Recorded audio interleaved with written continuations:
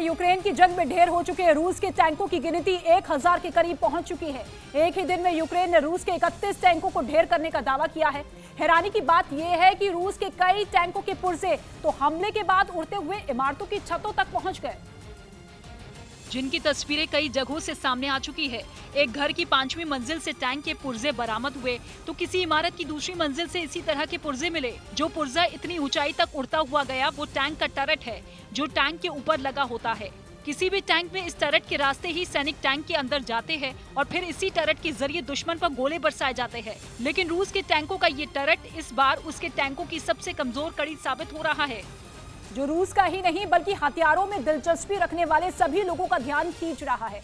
हर कोई ये देखकर हैरान है कि आखिर हमले के बाद किसी टैंक का पुर्जा 50 फीट की ऊंचाई तक उड़ता हुआ कैसे जा सकता है।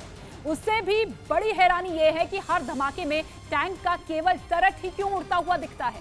कुछ जानकारों ने दावा यह किया है कि जब टैंक के अंदर तापमान बढ़ता है तो दबाव भी बढ़ता है। यह दबाव बाहर निकलने के लिए रास्ता खोजने लगता है और उस वक्त वो उस रास्ते से बाहर निकलता है जो टैंक का सबसे कमजोर हिस्सा होता है। गर्मी का यही दबाव रूस के टैंकों की सबसे ऊपर वाले हिस्से पर भारी पड़ रहा है।